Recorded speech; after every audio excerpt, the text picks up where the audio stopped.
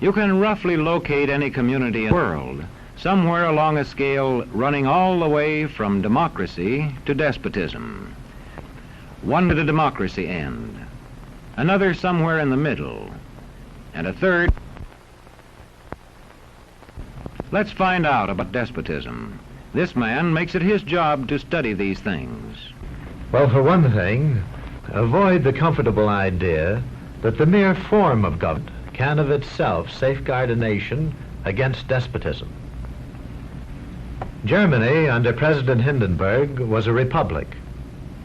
And yet in this republic, an aggressive despotism took root and flourished under Adolf Hitler. When a competent observer looks for signs of despotism in a community, he looks beyond fine words and noble phrases. For which it stands, one nation, indivisible, with liberty and justice for all. Many observers have found that two workable yardsticks help in discovering how near a community is to despotism: the respect scale and the power scale. A careful observer can use a respect scale to find how many citizens get an even break. As a community moves towards despotism, respect is restricted to fewer people.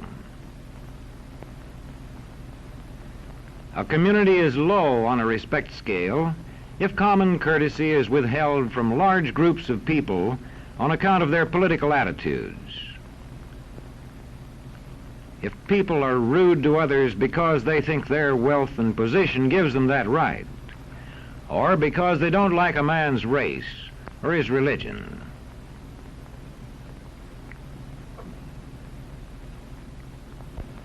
Equal opportunity for all citizens to develop useful skills is one basis for rating a community on a respect scale. The opportunity to develop useful skills is important, but not enough. The equally important opportunity to put skills to use is a further test on a respect scale.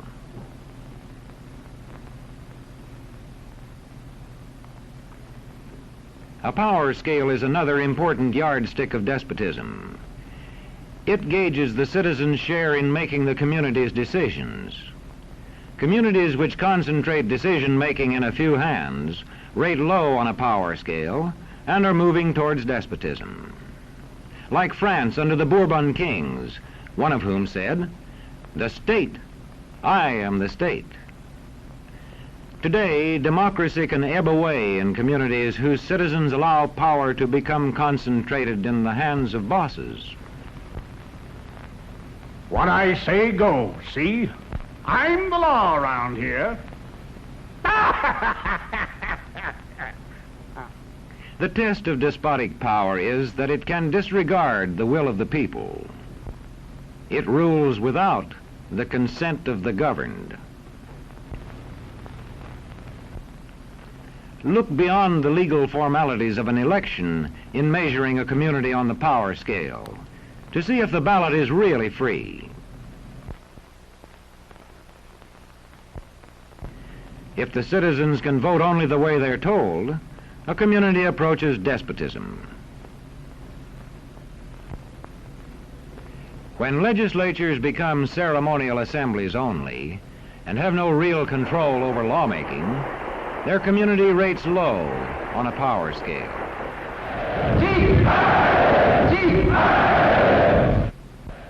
In a downright despotism, opposition is dangerous, whether the despotism is official or whether it is unofficial.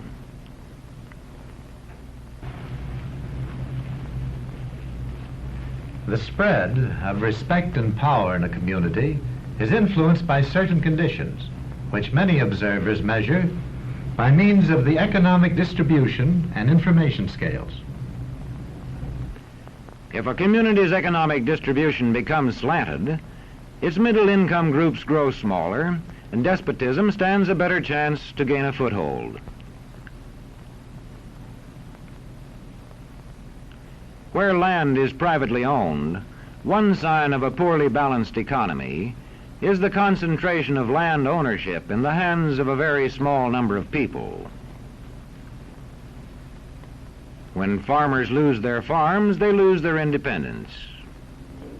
This one can stay on, but not as his own boss anymore. To the extent that this condition exists throughout a nation, the likelihood of despotism is increased. In communities which depend almost entirely on a single industry, such as a factory or mine, maintaining economic balance is a challenging problem.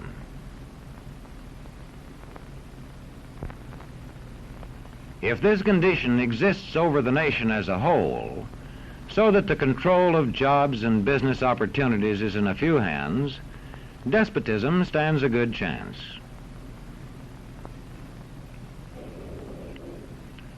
Another sign of a poorly balanced economy is a taxation system that presses heaviest on those least able to pay. A larger part of a small income is spent on necessities such as food.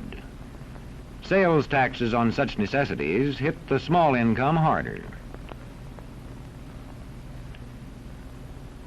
In the days of the salt tax, feudal despotisms were partly sustained by this and other effects.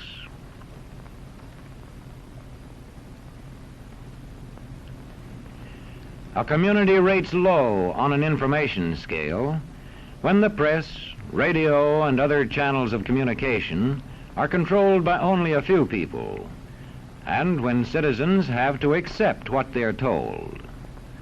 In communities of this kind, despotism stands a good chance. See how a community trains its teachers. Bear this in mind. Young people cannot be trusted to form their own opinions. This business about open-mindedness is nonsense. It's a waste of time trying to teach students to think for themselves. It's our job to tell them. And when teachers put such training into practice, despotism stands a good chance. These children are being taught to accept uncritically whatever they're told. Questions are not encouraged. How can you ask such a question? Have you got a textbook? Yes, ma'am. Does it say here that our law courts are always just? Yes, ma'am. Then how dare you question the fact? Sit down. And so we aren't surprised when... But it must be true. I saw it in this book right here. And if books and newspapers and the radio are efficiently controlled, the people will read and accept exactly what the few in control want them to. Government censorship is one form of control. A newspaper which breaks a government censorship rule can be suspended. It is also possible for newspapers and other forms of communication to be controlled by private interests. I thought I told you to kill that story. It'll cost us a lot of advertising. If that story goes out, I quit. All right.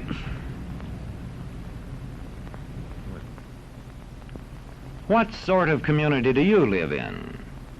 Where would you place it on a democracy-despotism scale? To find out, you can rate it on a respect scale and a power scale. And to find out what way it is likely to go in the future, you can rate it on economic distribution and information scales. The lower your community rates on economic distribution and information scales, the lower it is likely to rate on respect and power scales, and thus to approach despotism.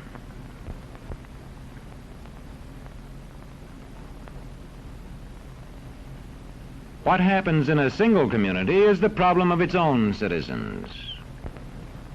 But it is also the problem of us all, because as communities go, so goes the nation.